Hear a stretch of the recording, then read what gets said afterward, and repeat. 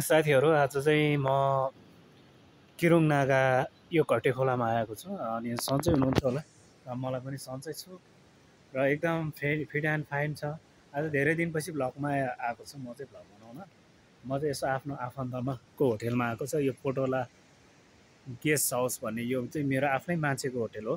मेरो माइला दाईको साडु दाईको होटेल हो यो। अनि उहाँहरूले चलाउनु भएको, यो धेरै वर्ष पनि भइसक्यो। र देख्न सक्नुहुन्छ चाइना बोर्डरमा आएको छु म चाहिँ। कामको सिलसिलामा यो रसुवा नागा छिर्न लागेको छु र भोलिको लागि चाहिँ मेरो पास बनाउन लागेको छ। अब भोलि पास बनिसकेपछि अब 2 दिन या कति दिन जति बस्नु पर्ने हुन्छ। अनि त्यहाँबाट त्यो मैले पास बनाएपछि म चाहिँ छिर्नु पर्ने हुन्छ। र अहिले देख्न सक्नुहुन्छ तपाईँले चाइनाको ठाउँ एकदम रमाइलो ठाउँ छ। त्यो पारेको चाहिँ बोर्डर है, तपाईँलाई जुम गरेर देखाउँछु। यो चाहिँ चाइना बोर्डर है। अब चाइना बोर्डर देखाइदिन्छु म तपाईँलाई। अब यो चाहिँ चाइना बोर्डर जुम गरेर देखाउँछु। र म त्यहाँ अहिले गएको छैन, त्यहाँ गएपछि तपाईँहरूले त्यहाँको भ्यूहरू पनि देखाउँछु।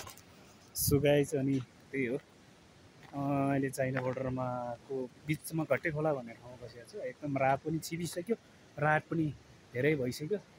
अब भोलि मेरो बन्दोबस्त पनि हुनेछ। अब हल्का भिडियो बनाउन आएको म चाहिँ।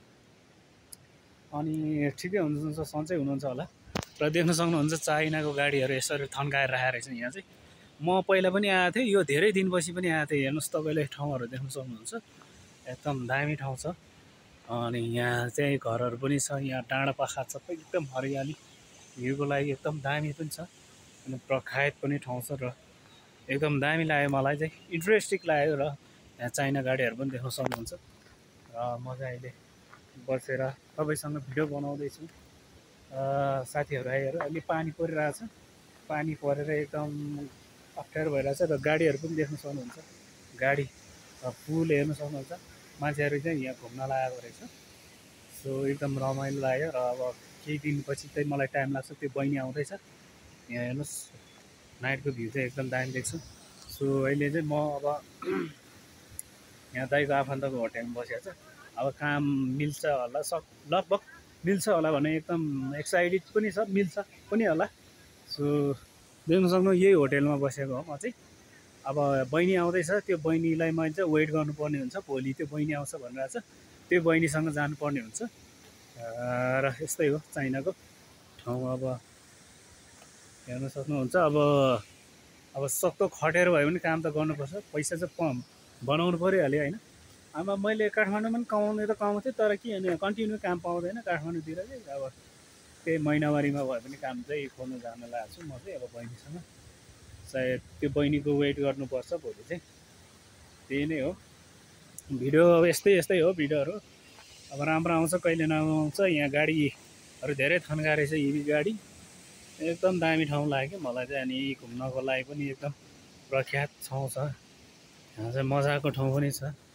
सो त्यही हो, घुम्न आउनलाई एकदम मजाको ठाउँ छ है। अनि भिडियो गर्न पनि मजा छ। अनि अहिले चाहिँ धेरै पनि बस्यो। भोलि चाहिँ फाइनली मेरो चाहिँ पास पनि बन्छ होला। त्यो पास बनिसकेपछि त्यो बहिनीसँग लाग्नुपर्ने हुन्छ। र त्यो बनेर त्यसमा मैले चाहिँ त्यो चाइना बोर्डर साइडमा म छिर्नुपर्ने हुन्छ। र साथीभाइहरू पनि केही छ र उनीहरूलाई कन्ट्याक्ट गर्नुपर्ने हुन्छ है। अनि त्यही हो, अब पानी परिरहेछ। होटेल यही हो है, यस्तो राम्रो अहिले होटेलमा बसेको छ। डाँडा साँडा छ है, कुकुर सुकुर आएको छ, हेर्नुभयो होला है। अब यस्तै ठाउँ छ। गाडीहरू पुरा लाइन थन्काएको छ है, पुरा लाइन थन्काएको छ। तर म यो ठाउँमा चाहिँ धेरै दिनपछि मैले भ्लग गर्न आएको छ है, भिडियोहरू बनाउन आएको। सो एकदम रमाइलो, एकदम एक्साइटेड छ है।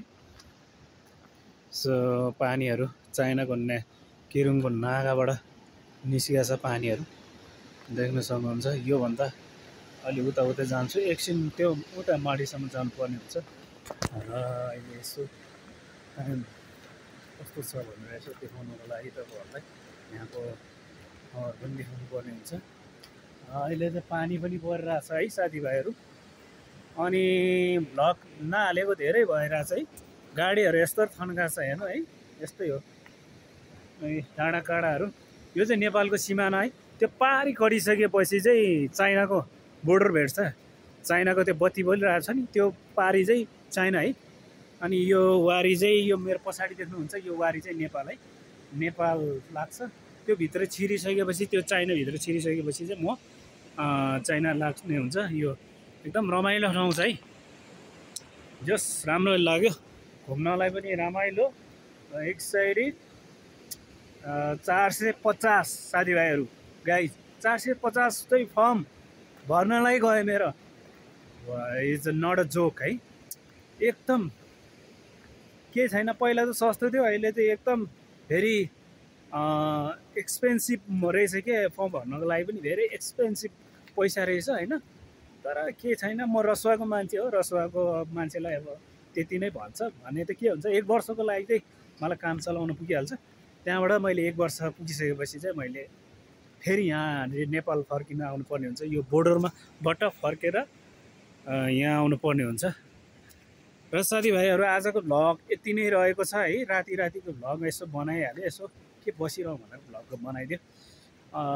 अफसोस तपाईँहरूलाई राम्रो लाग्छ या नराम्रो लाग्छ तपाईँहरूले प्लिज कमेन्ट गरिदिनु होला।